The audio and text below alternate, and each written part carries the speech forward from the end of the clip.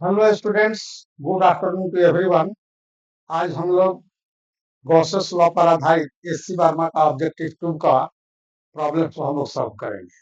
Conceptual problems है, आप लोग ठीक से उस पर कंसेप्ट बनाइए। जो इंजीनियरिंग और मेडिकल की तैयारी करने वाले हैं ये एडवांस लेवल तक भी काम करेंगे, ठीक है। तो आते हैं, देखते हैं क्वेश्चन नंबर 1।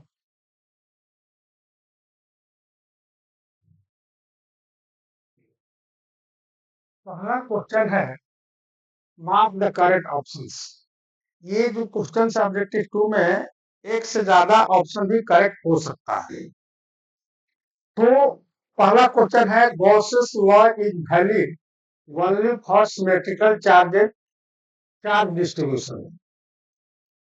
देखिए, ये गॉसेस लॉ क्या कहता है? गॉसेस लॉ कहता है कि total electric flux of net electric field through closed surface in free space equals the charge equalled by the surface. तो ये हमारा जो है मैथमेटिकल एक्सप्रेशन जो है कि नेट फ्लक्स जो होता है, net flux that will B E ds that will be equal to QIN divided by epsilon. अब देखिए, ये फ्री स्पेस में, अगर मीडियम में होगा तो यहाँ पर एप्सिलॉन आर रिलेटिव परमिटिविटी से मल्टीप्लाई हो जाएगा, यानी QIN बराबर epsilon m, permittivity of the medium. ये permittivity of the free space है। Relative permittivity of the free space जो होता है एप्सिलॉन r इक्वल टू 1 है। तो देखिए, ये गॉसेस लॉ जो है दो स्टेप में है।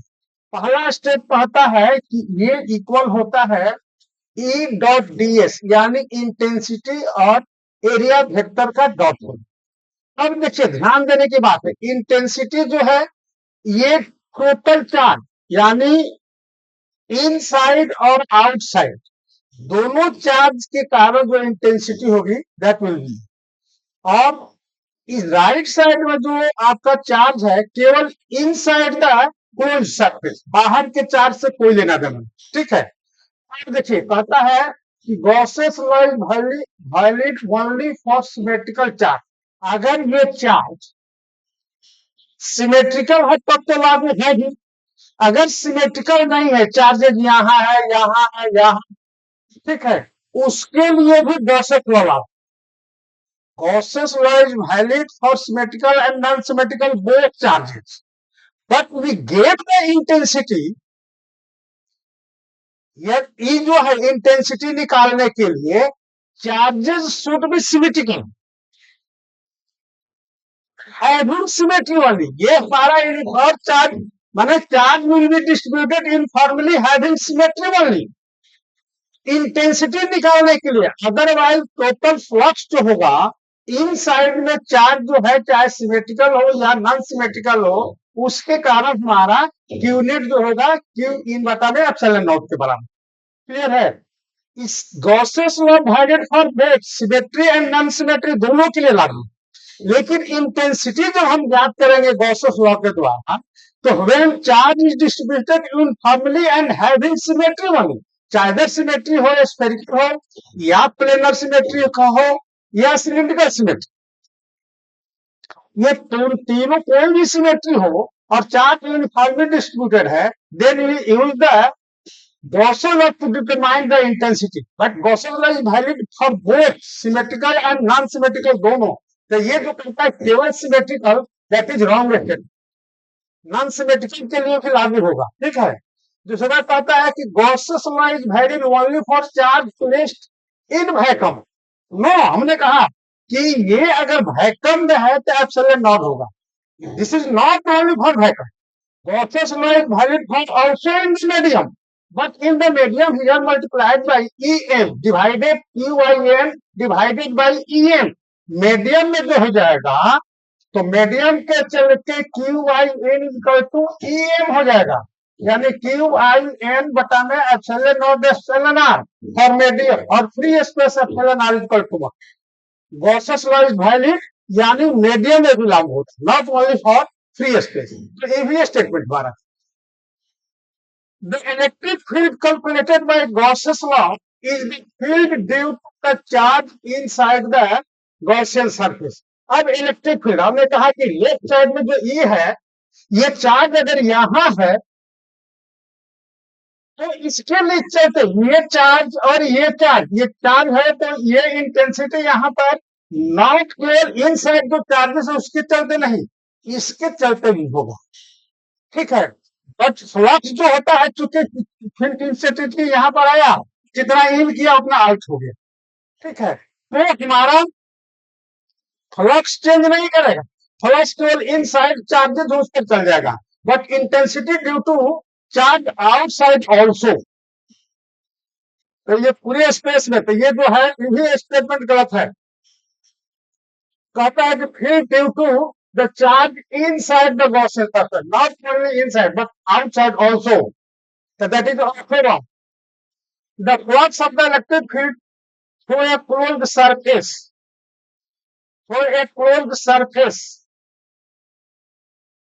क्वेश्चन अधूरा है। Flux of the electric field जो है थ्रू ए क्लोज्ड सरफेस, ये जो हमारा होगा केवल चार्ज इनसाइड जो होगा। ठीक है, इनसाइड चार्ज के कारण जो फ्लक्स होगा उसी के क्लियर होगा। तो ये इनसाइड लिखा हुआ closed surface due to charge inside, and intensity अगर लिखा हो तो intensity due to outside also, यानी this statement is correct. Next question देखते हैं। A point charge, positive point charge Q is brought near an isolated metal tube. कहता है a positive point charge Q is brought near an isolated metal tube. देखिए ये हमारा जो है metal tube,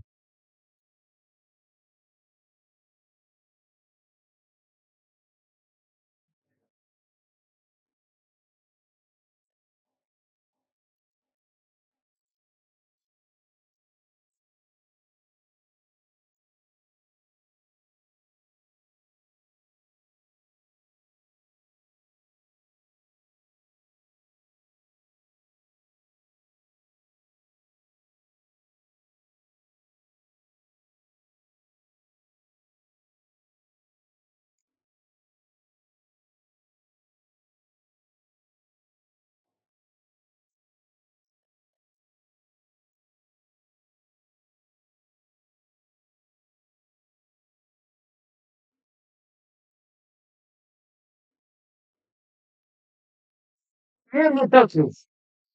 तो देखिए ये मेटल ट्यूब जो है, इसमें अगर चार्ज हम यहाँ लाते हैं, ट्यूब चार्ज को नजदीक लाते हैं, ठीक है, तो ये सरफेस पर जो चार्ज होगा, कहता है द ट्यूब बिकम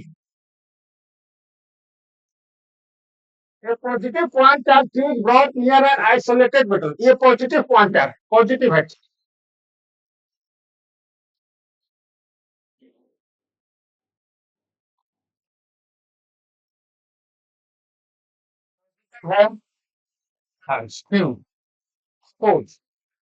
ये पॉइंट चार्ज है तो क्या करेगा कि यहाँ पर नेगेटिव चार्ज ला और दूर वाले पर पॉजिटिव कर, ठीक है, ये दूर वाले सरफेस पर पॉजिटिव हो जाएगा। तो कब तक tube become negatively charge. Tube जो है इस चार्ज के कारण देखिए होता है क्या, इलेक्ट्रोस्टैटिक्स इंडक्शन होता है। इलेक्ट्रोस्टैटिक्स इंडक्शन क्या होता है, that will B redistribution of charge.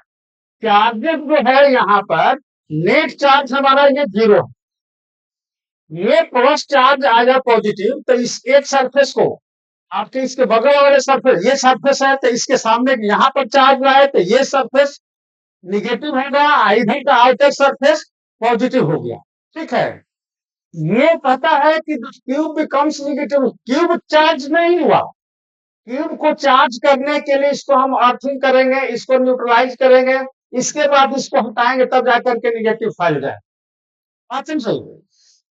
Negative nature का चार्ज इंड्यूस्ड होगा, ये बॉडी चार्ज नेगेटिव चार्ज करेगी जब इस चार्ज को हम अर्थिंग करके न्यूट्रलाइज कर दें और इसके बाद इस चार्ज को हटा दें तो ये पूरे पर चार्ज फैल जाएगा। And that will B negative charge. In this process of charge यहाँ पर लाए हैं, उस समय हमारा जो नेट चार्ज है, नेट चार्ज जीरो है। अगेन यहाँ अभी भी हमारा नेट चार्ज जीरो ही है। अंतर पड़ेगा कि नजदीक वाले सरफेस पर जो है आउटर पोर्शन में नेगेटिव हो जाएगा और दूर वाले पर आउटर पोर्शन में पॉजिटिव हो जाएगा। ठीक है, इसके अलावा अदर सरफेसेस जो है उस पर कोई चार्ज नहीं होगा। तो ये हमारा that will be wrong statement कि the cube becomes negatively charge, कोई चार्ज आकर नहीं होगा। ये the cube become positively charge, positively charge भी नहीं होगा। The interior becomes positively charge and the surface becomes negatively charge. Interior में कोई चार्ज नहीं होगा। ठीक है, आउटर सरफेस में जो नजदीक वाला सरफेस है उस पर नेगेटिव और जो दूर वाला सरफेस है उस पर पॉजिटिव। अगर ये नेगेटिव चार्ज होगा तो नजदीक वाले पर पॉजिटिव, दूर वाले पर negative, but inside the surface कोई चार्ज नहीं होगा। ठीक है, तो that will be also wrong. The interior remains charge free, interior में कोई चार्ज नहीं होगा and the surface gets non uniform charge distribution. और ये चूंकि कोई चार्ज इस सरफेस पर नहीं है, इस सरफेस पर नहीं है, नजदीक वाले सरफेस पर नेगेटिव और दूर वाले सरफेस पॉजिटिव, तो नॉन यूनिफॉर्म डिस्ट्रीब्यूशन चार्जेज होगा और इन साइड जो होगा that will B free from charge. That will B correct answer. Next question हम लोग देखते हैं। A large non-conducting sheet M is given a uniform charge density. The uncharged small metal rods A and B are placed near the sheet as shown in figure. ये figure है, ये rod, ये जो sheet है, ये sheet है और sheet जो है इस पर यूनिफॉर्मली चार्ज डिस्ट्रीब्यूशन है। सपोज मान लीजिए पॉजिटिव चार्ज से डिस्ट्रीब्यूशन, निगेटिव से भी हो सकता है। यूनिफॉर्मली चार्ज डिस्ट्रीब्यूशन है और मान लीजिए कि इसका सरफेस चार्ज डेंसिटी सिग्मा है, यानी charge power unit area sigma. ठीक है, और ये लार्ज है, that is the large surface. ये आपका इस बने सरफेस समझिए कि ऐसे है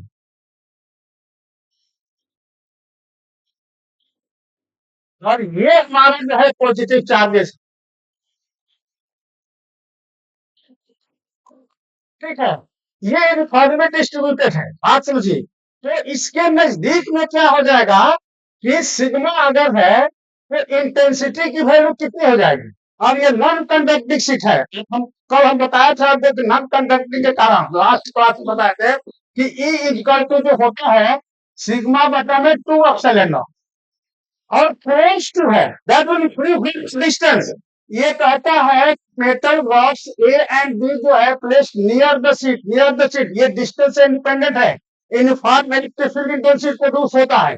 तो अब देखिए ये जो चार्ज है इंडक्शन के कारण यहाँ इस सरफेस पर निगेटिव हो जाएगा और इस पर पॉजिटिव हो जाएगा। ठीक है, सिमिलरली इस पर निगेटिव हो जाएगा और इस पर पॉजिटिव हो जाएगा। अब समझिए कि अगर ये कंडक्टिंग घड़ी, ये निगेटिव चार्ज है और ये पॉजिटिव चार्ज, ये पॉजिटिव चार्ज इस हमारा यूनिफॉर्म है, तो इस पर जितना फोर्स लगेगा इस साइड में E1 चार्ज इंटू ई, तो ये क्यू हो गया, इधर हमारा क्यू हो जाए इस साइड में। माने A1 A2 देखिए इस साइड में फोर्स और इस साइड में फोर्स बराबर होगा, उसी तरह से इस पर फोर्स और इस पर बराबर होगा।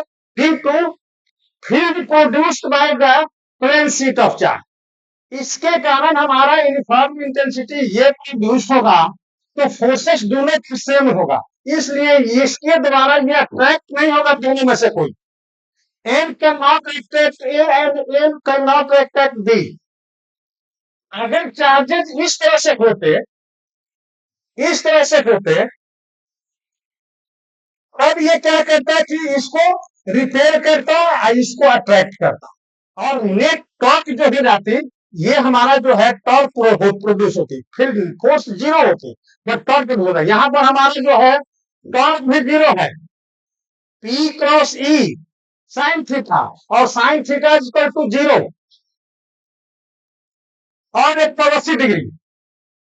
ठीक है, तो यहाँ पर माइनस फील्ड हमारा प्रोड्यूस हुआ इस डायरेक्शन में, फील्ड प्रोड्यूस हुआ, इधर पॉजिटिव चार्ज है तो इधर फील्ड प्रोड्यूस हुआ, फोर्सेस इधर और इधर लग रहा है, तो P क्रॉस E माइनस से प्लस की ओर गया, तो P और E के बीच का एंगल कितना होगा, 0 डिग्री।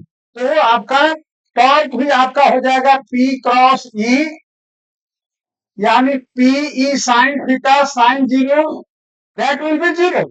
तो टॉर्क भी जीरो और net force F net is equal to zero. तो ये चार्ज एम द्वारा जो है नाइदर ए और बी नॉट अट्रैक्टेड, बात समझे, ए और बी दोनों में से कोई एम चार्ज के फील्ड द्वारा ये अट्रैक्ट नहीं होगा। ए पर ये पॉजिटिव चार्ज जो है ये बी के निगेटिव चार्ज के कारण इसको अट्रैक्ट करेगा और बी ए को अट्रैक्ट करेगा। क्लियर है? आप ये समझिए, चूंकि ये सीट नॉन कंडक्टिंग है और लार्ज सीट है, यूनिफॉर्मली डिस्ट्रीब्यूटेड है, और close to this surface this दो bodies A and B are placed, और इंटेंसिटी हमारा E जो है ये R पर डिपेंड, डिस्टेंस पर डिपेंड नहीं कर रहा है, सिग्मा बटे 2 epsilon naught, uniform intensity field हो रही है, तो इसलिए that will be wrong, that will be wrong. M attracts A attracts B, ये जो है बी ए अट्रैक्ट्स, ये सही होगा, ये सही होगा, और ये अट्रैक्ट्स बी, ये रॉन्ग होगा।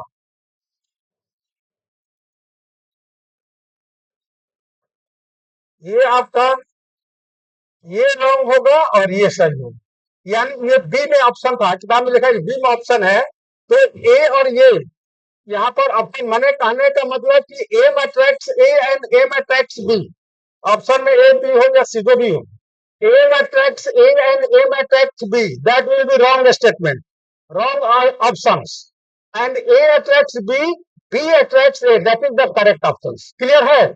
यहाँ पर हमारा फील्ड यूनिफॉर्म बन रहा है, इसलिए ये चार्ज पर जो है ए पर दोनों पर नेट फोर्स जो होगा जीरो होगा और टॉर्क भी जीरो होगा। ठीक है, next question, if the flux of the electric field through a closed surface is zero, if the flux of the electric field through a closed surface is zero, ये close surface से electric flux जो है phi जो है that will phi net, और F E dot D S that will be Q I N बटा में epsilon not. तब ये कहता था फ्लक्स फाई जो है net flux, the electric field must be zero everywhere the surface, कहता है कि अगर इलेक्ट्रिक फील्ड जो है थ्रू ए क्लोज सरफेस उसका फ्लक्स जीरो है, ये फ्लक्स जीरो है, तो कहता है the electric field must be zero everywhere on the surface. देखिए ये हमारा जो है दो पार्ट है, पहला पार्ट हो गया ई डॉट डी एस, और दूसरा पार्ट हो गया Q I N epsilon naught. ठीक है, तो the electric field must be zero, ये जो है हमारा इसके जीरो होने से, इसके जीरो होने से ई जीरो हो भी सकता है नहीं भी हो सकता। आप समझिए ये इंटेंसिटी जो है अगर ये बाहर में भी चार्ज, अगर ये Q1 हो और ये Q2 हो और Q1 is equal to minus Q2, ठीक है, दोनों चार्ज माने माइनस Q और प्लस Q हो, ठीक है, दैट विल बी, और ये मान ली कि Q3 हो, तो इसके और इसके कारण यहाँ पर फ्लक्स, अगर नेट फ्लक्स जीरो है तो इसका मतलब कि inside the charge net charge zero है। अगर हमारा कोई सरफेस से नेट फ्लक्स जीरो है, इसका मतलब है कि net charge inside the surface that will be zero. ठीक है, या तो चार्ज ही नहीं है, अगर है तो नेट चार्ज जीरो है। ये हमारा इसके कारण ये फ्लक्स जीरो है तो इनसाइड में जीरो है, आउटसाइड में भी का चार्ज जीरो हो सकता है, नहीं भी हो सकता, तो इसके कारण इंटेंसिटी यहाँ पे प्रोड्यूस हो जाएगी। ठीक है, जो भी होगी तो ये सभी चार्जेस के कारण इस पॉइंट पर जो इंटेंसिटी होगी that will B resulting intensity. अगर सपोज कि इसके कारण इधर हो, इसके कारण इधर हो और इसके कारण जो है इधर हो, तीनों का रिजल्टिंग को दैट विल बी इंटेंसिटी। यानी ई हमारा जो होगा that will B E1 plus E2 plus E3, यानी सुपरपोजिशन ऑफ चार्जेस के कारण ये इंटेंसिटी होगी। तो इंटेंसिटी में भी जीरो में नॉट भी जीरो, बाहर में कोई चार्ज ही नहीं है, ये हमारा अंदर में चार्ज है जिसके कारण फ्लक्स जीरो है, तो इंटेंसिटी जीरो भी हो जाएगी। तो कहता है कि the electric field must be zero. Must जहां पर है बी केयरफुल, वहां पर सदर हो जाएगी। देखिए कि कोई ऐसा ऑप्शन का अपवाद नहीं मिलता है जिसके कारण नहीं होता है, तो यहाँ पर ऐसा है, तो ये हमारा that is the wrong statement. B कहता है द इलेक्ट्रिक फील्ड में भी जीरो एवरी सरफेस। अगर नेट के कारण यहाँ पर इनसाइड नेट चार्ज जीरो है तो ये हमारा इंटेंसिटी जीरो हो गई, बाहर में कोई चार्ज नहीं, हमारा जीरो हो जाएगा। तो ये में भी जीरो, इलेक्ट्रिक में भी जीरो, एवरीवेयर, ये सही हो सकता है, सही है, में भी zero. The charge inside the surface must be zero. देखिए ये चार्ज लिखा है नेट इनसाइड द सरफेस, यानी net charge in the side surface is must be zero. ठीक है, इन साइड में जो है चार्जेज हो सकते हैं या नहीं होगा, अगर है तो नेट चार्ज जीरो हो, फ्लक्स तभी जीरो होगा या इन साइड में कोई चार्ज नहीं हो। अगर चार्जेज हैं तो नेट चार्ज जो होगा सबका that will be zero.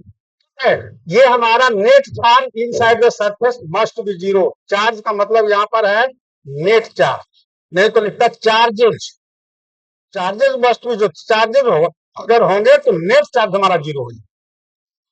The charge in the vicinity of the surface must be zero. तो कहता है कि the charge in the vicinity of the surface must be zero. हमारा इलेक्ट्रिक फ्लक्स जो है, if the flux of the electric field through a closed surface is zero, अगर ये हमारा जीरो है, ये जीरो है, तो बाहर के चार्ज से फ्लक्स को लेना देना कुछ नहीं है, इंटेंसिटी को लेना देना। तो विसिनिटी में जो है आपका the charge in the vicinity of the surface must be zero. Zero हो या नहीं हो कोई फर्क नहीं पड़ता। यहाँ पर अगर चार्ज इंटेंसिटी पर फर्क पड़ेगी, ये Q3 के कारण फ्लक्स पर कोई असर नहीं। ठीक है, तो ये हमारा that is the wrong statement. Charge in the vicinity of the surface must be zero, that is the wrong. हमारा B and C are correct options. Next question है an electric dipole is placed at the centre of a sphere, mark the correct options. The electric dipole is placed at the center of the sphere. Suppose कि ये sphere है, इसके centre पर electric dipole है।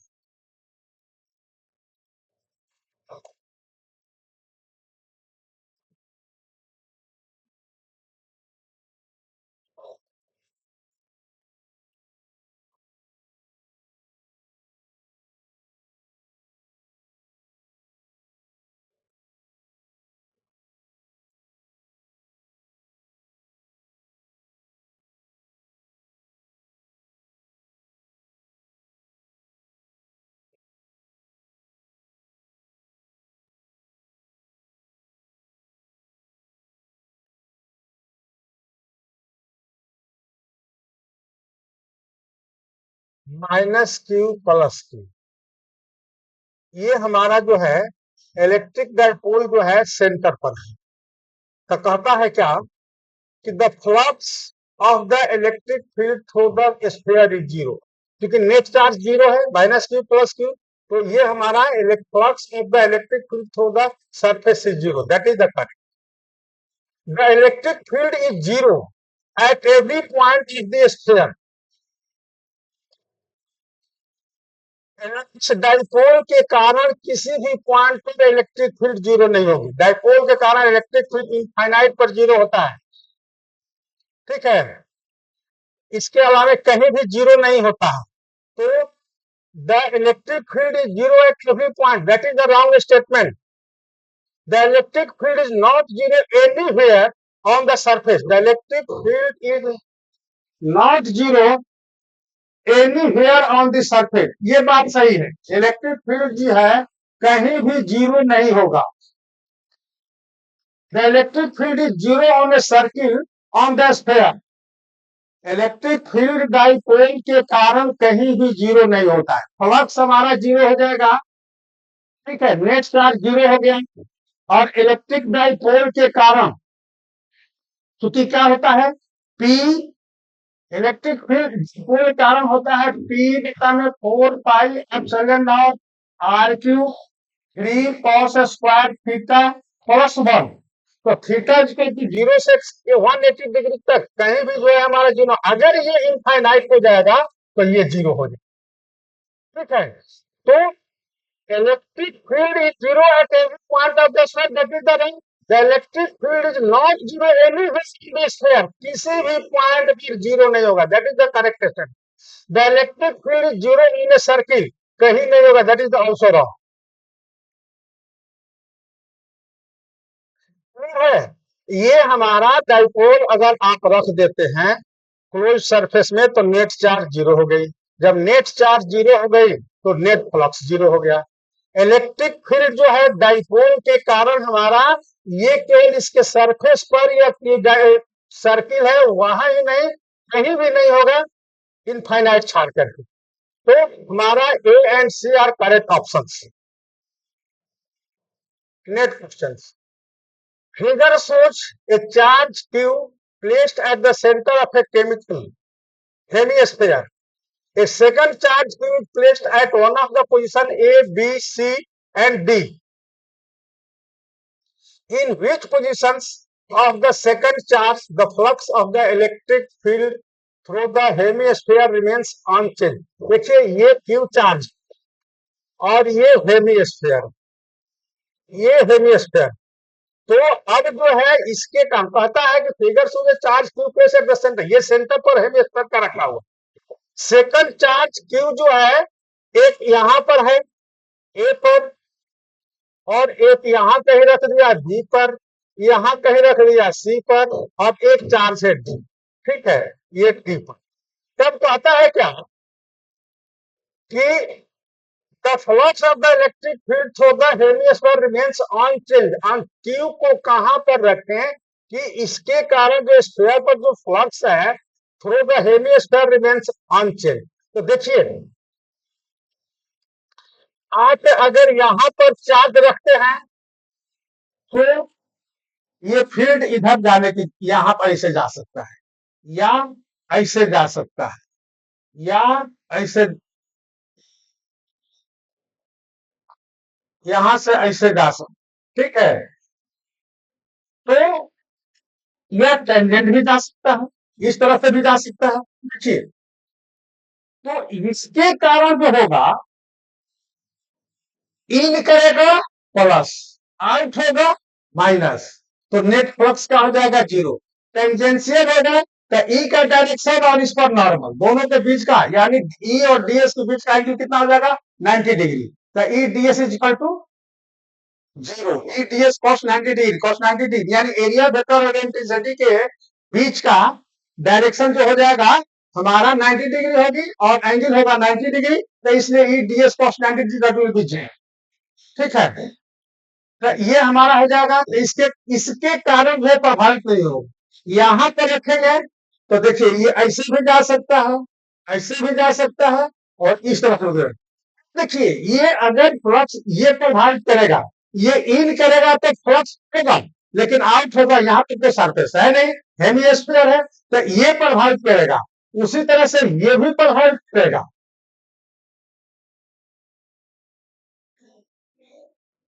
तो ये हमारा फिर इस सी के कारण प्रभावित होगा। अब इसके कारण डी के कारण जो है, इसके कारण फ्लक्स लाइन जो है, ये लाइन जो जाएगा इधर, ये तो इस ये प्रभावित नहीं करेगा। ये अगर इधर इन करेगा, इधर इन करेगा तो इन और आउट दोनों हमारा जो होगा प्लस इन करेगा तो निगेटिव हो जाएगा, आउट होगा तो प्लस हो जाएगा, जीरो हो जाएगा। अगर ये टेंजेंशियल होगा तो कॉस 90 डिग्री जीरो हो जाएगी। एरिया वेक्टर और इंटेंसिटी के बीच का एंगल 90 डिग्री हो जाएगा। इसलिए हमारा चार्ज को ए और डी पर रखेंगे, ए और सी पर। ए बी है, ये डी है और ये सी है। इस पर और इस पर रखेंगे तो फ्लक्स प्रभावित नहीं होगा। ठीक है, ये हमारा बी एंड सी डी जो है that will be wrong.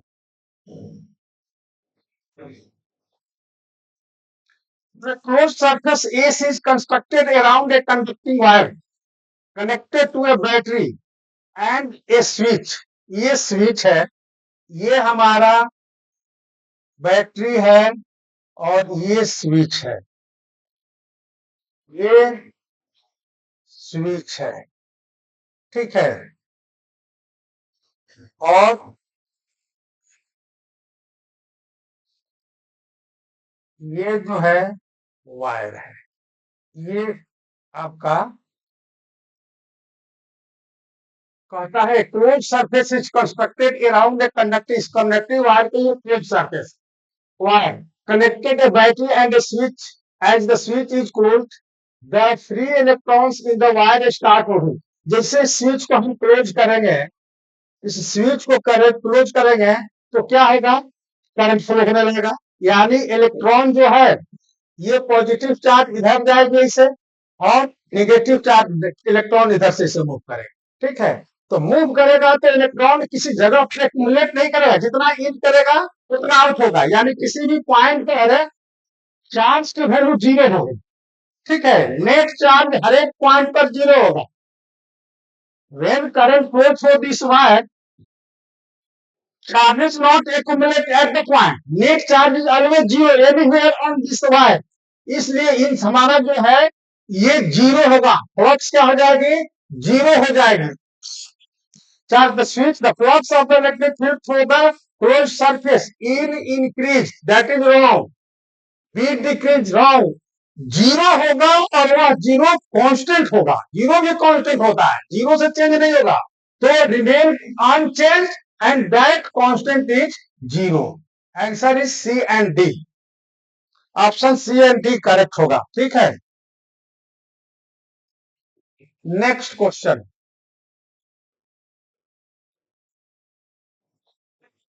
The point of the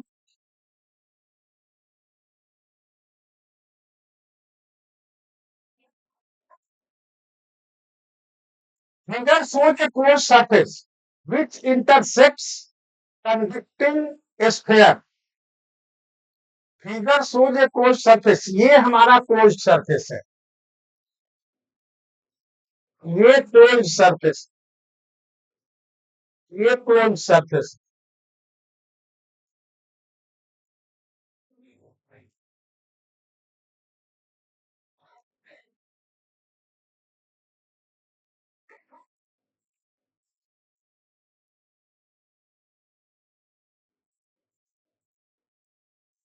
ये क्लोज्ड सरफेस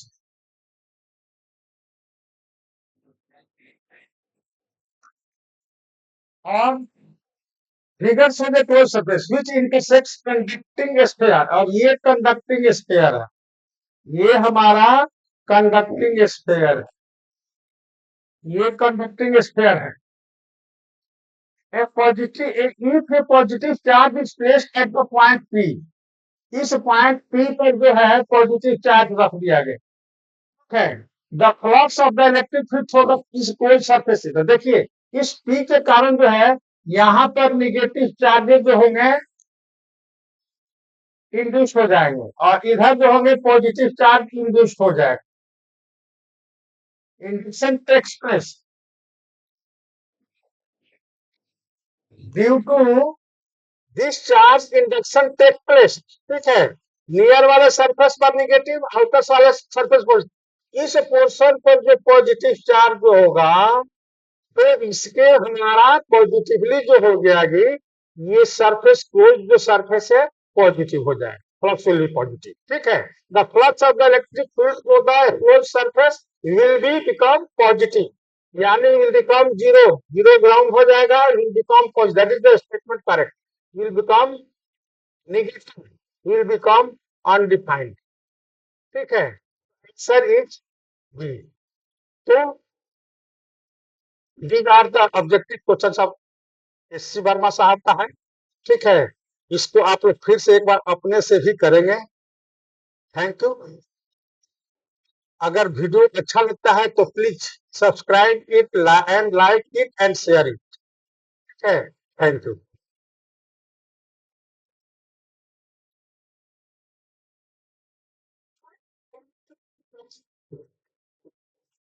सर